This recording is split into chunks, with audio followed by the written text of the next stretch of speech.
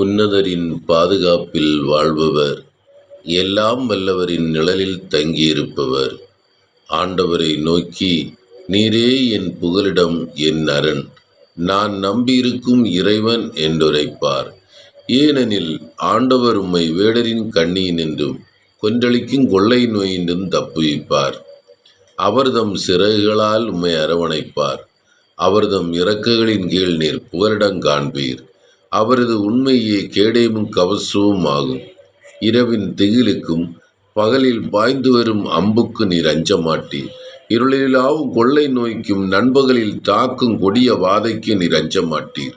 உம் பக்கம் 1000 பேர் வீழ்ந்தாலும், உம் வலப்புறம் 10,000 பேர் தாக்கினாலும் எதுவும் உம்மை அணுகாது. பொல்லார்க்கு கிடைக்கும் தண்டனையை நீரே பார்ப்பீர். உம் கண்ணாலே நீர் காண்பீர். ஆண்டவரை புகலிடமாய் கொண்டீர். உன்னதரை உம் உறவிடமாக்கி கொண்டீர். ஆகவே தீங்கு உமக்கு நேரிடாது.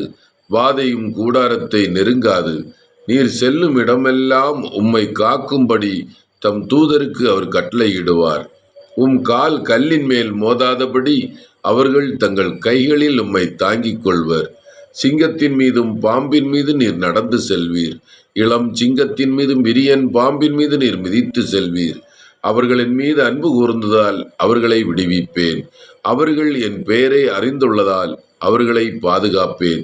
அவர்கள் என்னை நோக்கி மன்றாடும் போது அவர்களுக்கு பதிலளிப்பேன். அவர்களது துன்பத்தில் அவர்களோடு இருப்பேன். அவர்களை தப்புவித்து அவர்களை பெருமைப்படுத்துவேன். நீடிய ஆயுளால் அவர்களுக்கு நிறைவளிப்பேன்.